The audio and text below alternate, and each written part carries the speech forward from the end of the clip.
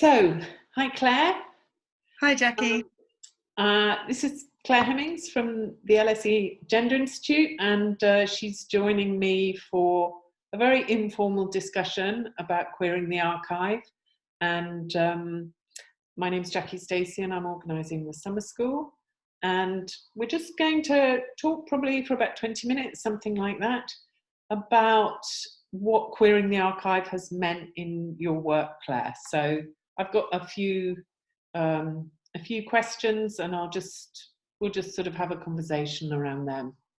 I wondered if you could just start by looking backwards a little bit and just tell us how the archives featured in your previous work. And I'm particularly wanting you perhaps to talk about your Emma Goldman book and the way in which we might think of queering the archive in terms of what you found there, in terms of queer desires, but also what you didn't find there, and therefore how you had to queer the usual notion of the archive, perhaps to be more imaginative and inventive in what you then could do with what you had found in the book. So I just wanted you to reflect on that to begin, really.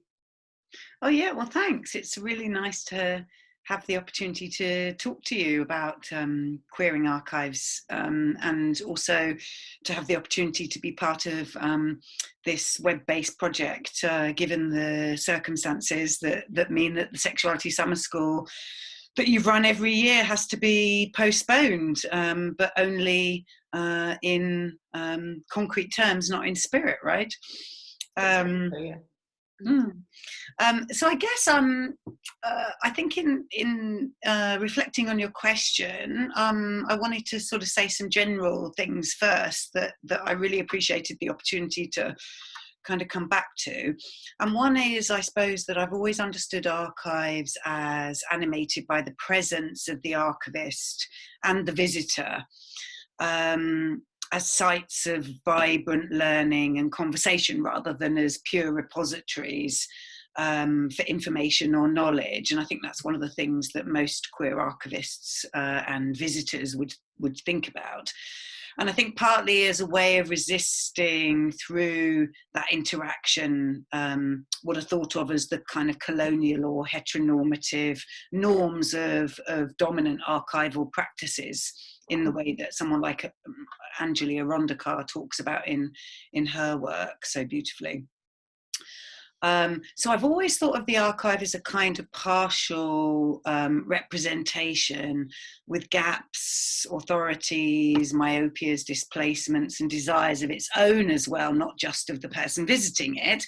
But that for me, one of the things that's queer about an archive is that that encounter is always about foregrounding the yearning that is intersubjective and in that sense filled with affect, positive and negative, that queer theory and practice also has at its heart, and that seduces me back into various kinds of archives.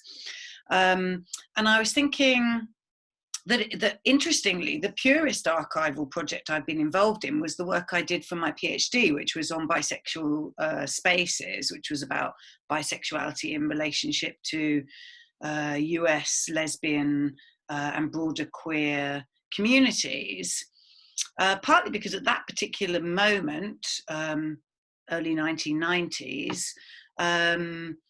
bisexuality as a category was not a formative part of how lesbian or gay archives were curated. And so one of the things I had to do for that work was generate an independent archive from the gaps and the fissures of an archiving and curatorial practice.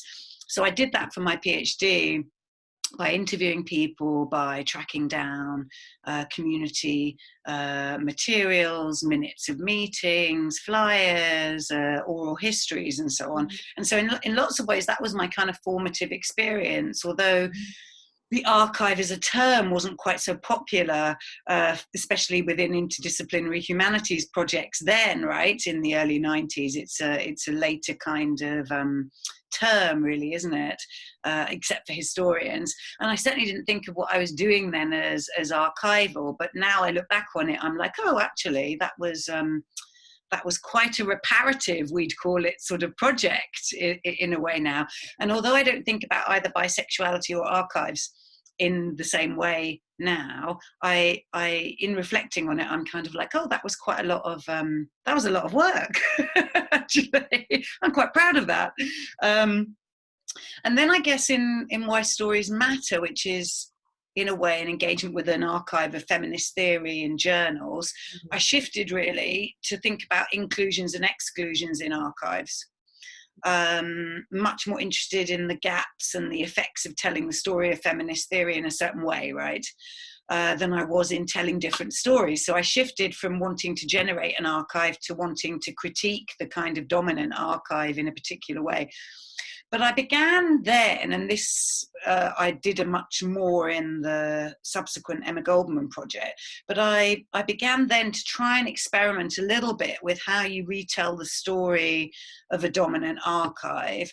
And there, but very much within the kind of, not by finding new sources, but by playing with the existing ways of telling the story. So there I played with a kind of citational coherence to how key theorists are represented in the present by intervening to kind of give them different citation traces, which I guess is an archival tactic of a kind. To try, for example, to give Butler a materialist lesbian citational history more than the deconstructive gay male history that she's, or straight male history that she's primarily given, right? So by giving her more of an intimacy with Wittig than her critics or people who give an account of her might necessarily tend to give. So I suppose that was a kind of archival tactic to try and mix up and play with the existing archive that we have, and also for foregrounding the archive as an intersubjective feeling project that's driven by desire. So, I was driven by my desire to see Wittig front and center in how we account for Butler, as part of a kind of queer archiving yearning that wanted to reclaim Butler in that way, if you like. But then I was still quite resistant to the idea of telling a different story rather than telling stories differently. And I wanted to keep quite close to the archive that we have, even if I wanted to play around with it, right? And I think that shifted for me in the most recent project, considering Emma Goldman, which engages with the archive of Emma Goldman and her secondary critics and her political legacy. And I think I partly wanted to do something different with archives, something that foregrounded that longing for a different history as a queer subject and as a feminist subject, but not one that wanted that to be a linear narrative in which somehow we would go back and find in Emma Goldman the perfect feminist, the perfect anti-racist activist, or the perfect lesbian subject who's been misunderstood, right? So the project itself came out of very directly falling in love with Emma Goldman. And like many queer subjects, your first love story is taking place in your own room through a textual encounter with someone whose life you can barely believe took place 100 years ago. So intense and powerful it is. And it's one of the reasons I think that queer archiving is as much about the intensity of reading as it is about finding new things, right? It's about reading between the lines and so on. And I wanted, in writing about her, for that entanglement with her archive, to reflect those pleasures and frustrations of my youth and of my current life. So Goldman, of course, I mean, she was a very tricky character, and I wanted my work to show that trickiness is important for contemporary queer feminist thinking as much as the pleasure in her. And that it's just as important for us in thinking about her now as it was for her during modern anarchism. So I wanted to find a way of writing about her importance for a contemporary project that didn't try and clean her up or make her into a more politically sort of upright character and thinker than she was. And one of those ways in which she was not an upright figure was in terms of how she represented homosexuality at the time. And so she was very critical of homosexuality, but she also was very anti-censorship.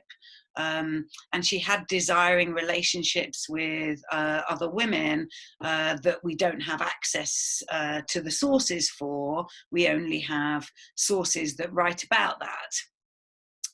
And so I wanted to somehow be able to make sense of that without trying to kind of go back into the archive and fill the gaps. And so I ended up taking a massive, really creative liberty, drawing on other, thank goodness, other people have already done this. People like Joan Anim-Addo or Saidiya Hartman. Or indeed people like Anne Svetkovich in her very important archive of feelings, to invent an archive of Goldman's letters to her lover Alma Desperi, which we don't have. So we have Alma Desperi's letters to Goldman, but not the other way around. And I wanted to do that in a way that recognised that we would never find those letters, and we didn't need to in order to understand approaching Goldman's archive as a queer archive. And so I made up those letters based on my reading of Almada's letters, writing or trying to write what I thought Goldman might have said or how she might have said it. But of course, it's not actually Goldman's voice, it's mine. And so really those letters represent my voyeurism rather than, and my excitement in being part of this kind of failed representational dynamic as a kind of, in a way, kind of a threesome, you could say. Yes, I was going to say it's your desire not to be excluded, partly. Right, it's kind of, yes, exactly. It's about wanting to participate at the time, and it goes back to that queer yearning of being in the bedroom, doesn't it? And reading illicit texts that you can't quite believe have sort of fallen into your hands, you know. And so it's difficult because those letters, in a sense, represent both what I imagine Goldman might have said to Sperry, but of course they're echoes in my own head because they come just from reading Sperry's archive and from wanting, from wanting not to be, I mean, what is queer desire but a desire not to be left out? You know? And so in a sense, they're a dramatic representation of yearning. Yeah. Okay. Well, I was going to move on to ask you something slightly different, but there's so much that you've raised, actually. I want to loop back to a few things. I really like the idea of citational traces and archival tactics and some of the language that you develop more generally as a result of sort of creatively intervening in that Goldman archive. And sort of related to that, I want to just ask you to reflect on the way in which archive means one thing to historians, something very particular. And Carolyn Steedman has written really wonderfully about that, I think. And then the more, the more experimental version of it, I think, that has emerged in cultural theory and cultural criticism, probably in the last 10 years, especially maybe in the US, but I think also here, where people talk about their archive. And Julieta Singh writes about this at the beginning of her book, where you just talk about your archive as you know, your corpus, really. It's what you call corpus, or what your cluster of sources and theories might be. Yeah. And I just wanted you to reflect on those two incredibly different versions of what an archive might mean, and how we might put those into dialogue in some ways, because one can imagine historians sort of slightly baffled by what you did, and sort of curious about how we might talk about archives beyond the actual location of boxes of dusty manuscripts. So how do you think about that in your own mind? Do you sort of endorse the use of archive more generally to mean the things I'm looking at in my next project? Right. And how I'm framing those theoretically and in terms of certain sources? Or do you think, having done the work that you did in the Emma Goldman Archive, which is in some ways related to your two previous books, as you've said, but in other ways it is a different kind of experience. Someone else has collected materials together, and you are entering this version of somebody's life through those materials. So could you just speak about the archive and the archive? Yes, I mean, I suppose I think that nobody owns terms. I mean, that's one of the things that I think makes me, and of course a queer project, interdisciplinary, is also that it's difficult to be a queer thinker or a feminist thinker and a purist.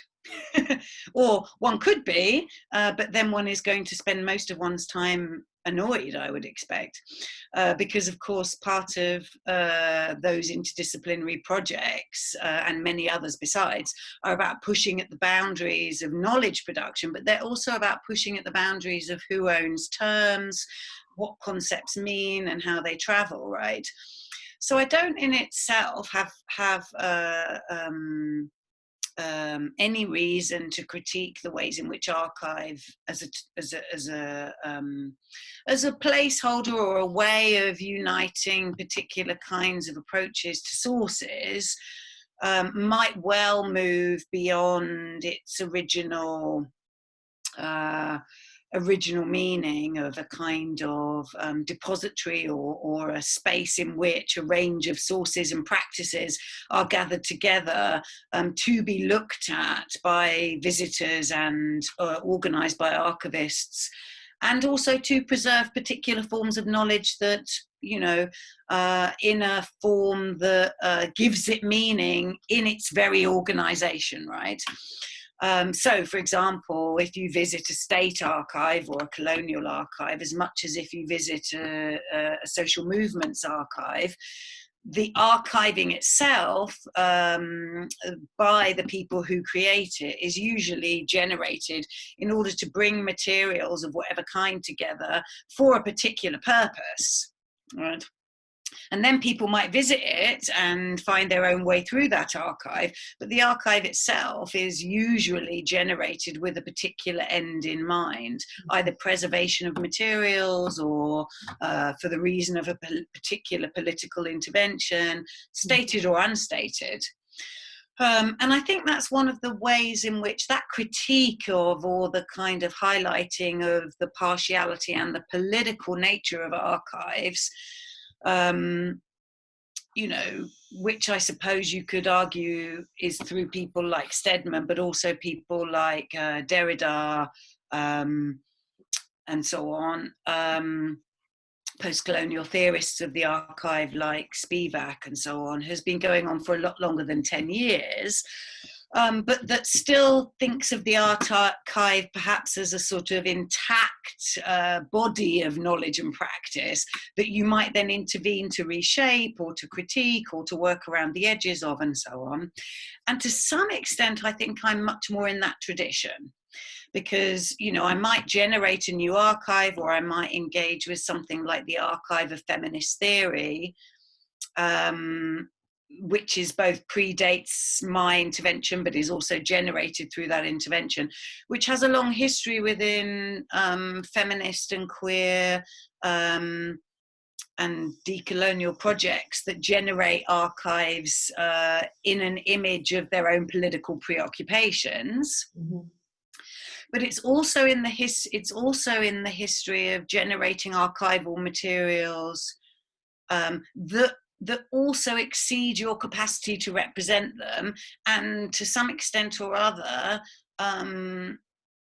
are brought together in ways where what you might end up drawing into in your account of them will not be the fullest extent of the archive itself, right? And I think that's the part where I find the very the very personalizing archival moves, where the archive is the range of sources that you take up for your own work, to be a little bit too far of a departure for me, because part of what makes an archive for me is whatever I do with it or in it, or whether I've generated it for myself or not, is that the representation of it will only ever be partial. Mm-hmm. Right, that part of archival work is that feeling of vertigo that means that you are in a space and place, whether that's virtual or conceptual or literal, in which the extent of that archive will never be represented.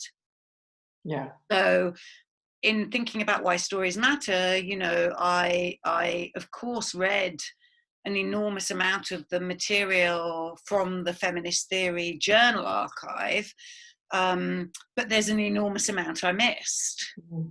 And the archive includes the enormous amount I miss. It isn't only the material I represent. Yeah. And similarly with the bisexual archive, there was a lot of material that I never talked about, right? But there's something about the excess in the archive that is beyond the visitor to it, even if you're the person who's made it yourself. And in relationship to Emma Goldman, I did both things, I suppose. I visited the Emma Goldman Papers archive, only a fraction of which I ever looked at. And in generating my own letters, I see that as a part of a broader archive of literal letters that Goldman wrote. She wrote thousands and thousands and thousands and thousands of letters. And in fact, in the Emma Goldman Papers project, letters to and from her, as well as letters about her, form almost a third of the archive. And so partly I also wanted to think about letters as one way in which anarchist information was shared and passed on from one person to the other and so on. Yeah. So, it's not that I mind. I honestly don't really, the term itself, archive, I've got no beef with anybody who wants to use the term archive to describe the things they use in their work. But there's something there about that is oddly archival, because it's thinking of the archive as only those things you've chosen, rather than the things that it also incorporate what you can't grasp, right? It's rare for someone to be able to read the whole of an archive unless it's a very tiny one, right? Yeah.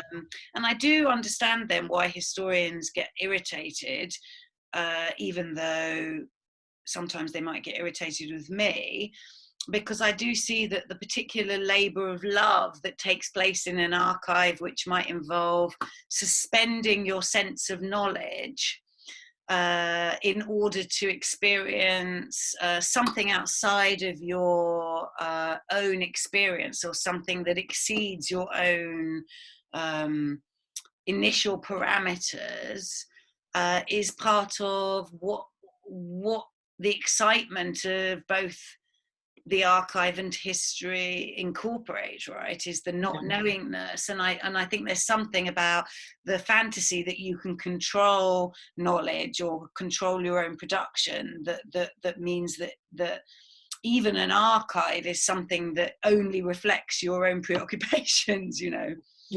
You know what I mean? But I also think, well, or it means more than one thing, right? Yeah. I wonder if there's something about the seriousness of the term archive, right, that functions for us if we describe our work more loosely as an Yeah. archive. You know, what archive Yeah. are you using for your next project or something? Right. I wonder if there's something about the seriousness of the term archive, Yes. and the sort of the kind of concreteness of it. I wonder if that is something we quite like mobilizing Yes. if we're doing interdisciplinary work. Because when you're doing interdisciplinary work, you are drawing on all kinds of things, and it feels limitless, and you're crossing boundaries, and as you said, sort of concepts and theories are being drawn in from different places. And I Yes. wonder if the metaphor of the archive, when it's used figuratively, very loosely, I do wonder if it sort of gives a seriousness and a sense of concreteness, Yes. almost, to what can feel very rangy and very unending and very unboundaried. Yes. So I'm I sure just you're right. wonder, in terms of our associations with an archive and why it has come to be so widely used in that way, which, you know, I'm perfectly happy for it to be.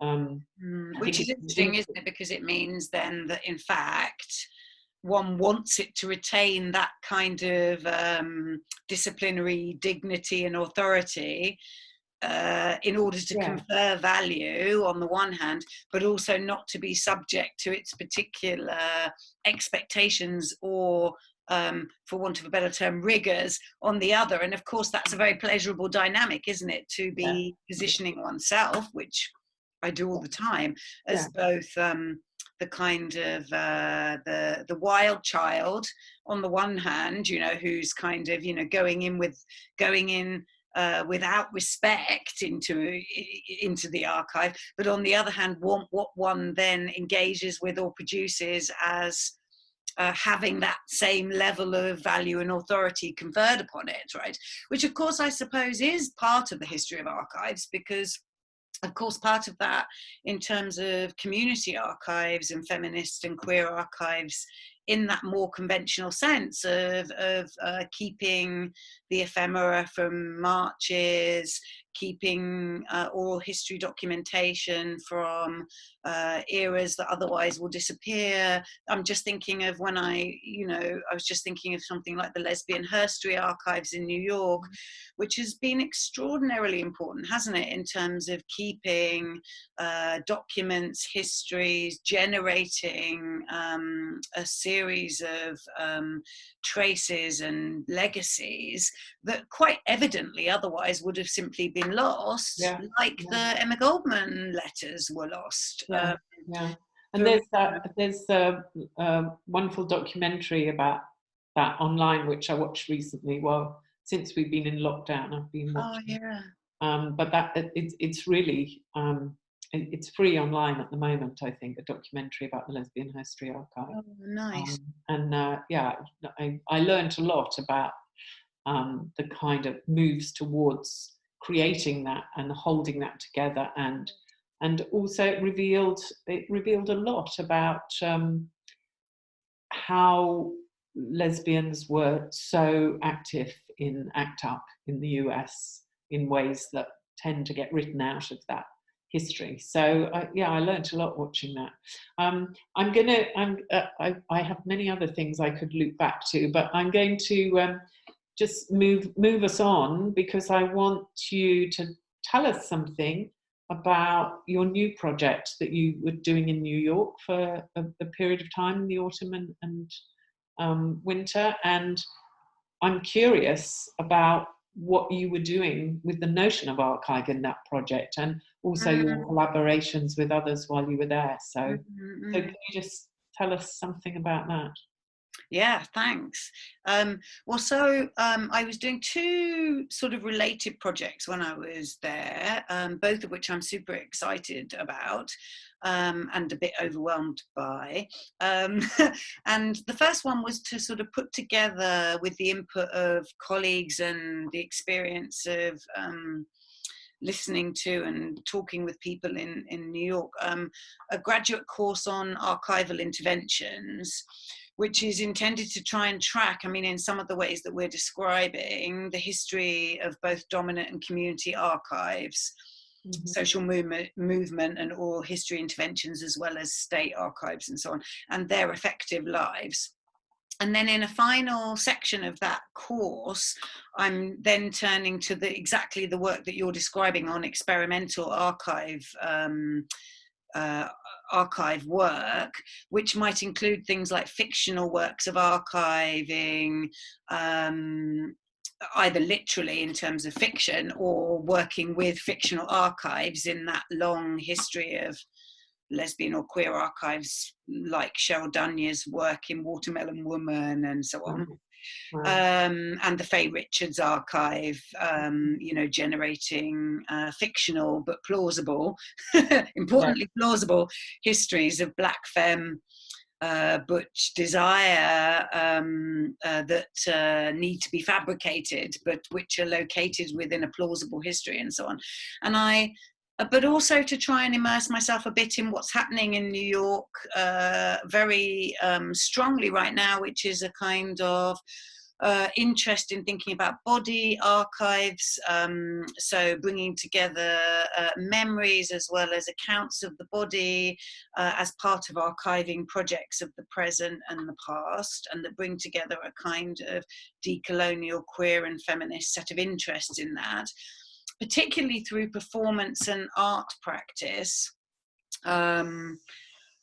Places like the Dan Space Project or the Dixon Place in New York, which are sort of bringing together artists and curators and so on, as well as the reopening of MoMA, which is trying to do that through bringing together different periods of art practice to resonate and reflect on one another. And I really like that set of work. It certainly resonates with my own interest in these archival experiments of letter writing and so on. But I also wanted to put that material, that more experimental, or to draw on the resonances of that experimental work and provide it with its history as well in the critiques of colonial and state archives, in the histories of social movements archives that go back 100 years, decolonial archive projects, social movements, left-wing union archives, as well as feminist and lesbian and gay archives, so that somehow that sense of separation between different archival interventions isn't quite so kind of radical. Which I mean, I went to a really interesting exhibition at the Guggenheim on Mapplethorpe, for example, which was engaging with the very controversial photographs that he took of Black male bodies, and asked contemporary, mostly queer of colour artists to respond to that work in their own way contemporarily. And of course, that was an amazingly dynamic archival moment that I think just seems to be something that's very vibrant there at the moment. And also very particularly from within queer of colour communities and scholarship, I think that's, and of course in that case then it was a real privilege to be there. So that's one area, was that I think was really helpful to me, to have the space away from teaching to be able to actually reinvigorate my own teaching a little bit, right? Because we all need that every now and then to sort of feel like that's something that can bring together different parts of ourselves, right? And then that was related to another project that I'm working on, which is a new archival writing project of my own, that is just in its infancy, really, and that is trying to draw on family stories, contradictory memories, social and cultural history, to try and intervene in gendered and sexual and national histories in a slightly different way, different from any of the other archival projects that I've done. And that's very influenced, of course, by feminists and working class archival work like Carolyn Steadman, but also Valerie Walkerdine, and memoir projects like Erebon's or Annie Ernaux's in France. And I'm working on a series of entries in what I'm calling a memory archive, because it's not based in a specific kind of archive that already exists, that draws on some of the older work on telling stories differently, but that's trying to think about inheritance as an unstable but significant frame for me in thinking about the present. So I suppose that's the kind of overlap with what I've been doing. And I'm trying to find a way of being able to talk about the pains and pleasures of gendered sexual and national encounter, but specifically to track my own implication in a generational class transition that forms part of my own inheritance, right? That relies on both class transitional fantasy and on gender equality or sexual inequality, to make sense of its own claims to and displacements of privilege. And I'm partly doing that because I want to be able to provide some kind of account of how it is we got to the present in terms of far-right nationalisms, populisms, a context in which what I consider to be a craven, but also quite otherwise inexplicable majority vote for parties that seem, or for a separation from Europe in the case of Brexit and so on, that I otherwise can only account for in terms of a kind of othering those people and their terrible decision-making processes, or those people and their voting practices. And I wanted to provide a way of being able to trace complex and contradictory histories and memories of how, in my case, I got to where I am now. And I mean that in all the different ways that where one gets to, without trying to make it about other people or only about other people, and to try and track some of the complicities that come along with imagining populisms from a left or progressive position as belonging to others. And I wanted to try and experiment with a different form in order to do that, because it's as much about memory and family history as it is about tracking the socio and political or historical reasons for economic downturn, austerity, very limited post-war histories of class transition in my family's case, and so on. And so I got a little way with that, and it's a painful and a slow project, because, not least of all, because it requires a very different voice to the one that I'm used to taking, right, and that I'm in a way quite confident in and have been practicing over and over again for a decade or two, right? But it feels quite important as a way of both thinking differently and as a way of thinking about politics from a position that looks at what one's gained from the thing one disavows, as well as what it is that one might want to track and trace, and the pleasures and difficulties of that. Does that make sense? Yeah, it does. Thank you.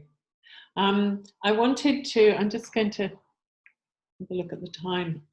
What I wanted to do just in the last few minutes is I wanted to reflect on the present and the past from the point of view of the present, but also I wanted to just pause on one of the voice recordings that you've submitted to our Sexuality Summer School digital prequel.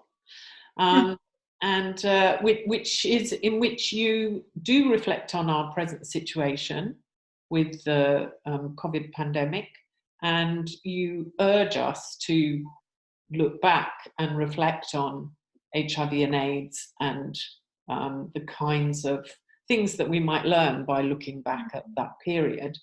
And I just wanted really, which I think is really important, and of course which hasn't been done in mainstream debates, barely at all, but it's a really important resource that we might draw on if we're thinking of the queer archive and thinking of bringing that into the present. But it really made me think, when I listened to it last night, your recording, it really made me think of Lauren Ballant's arguments about making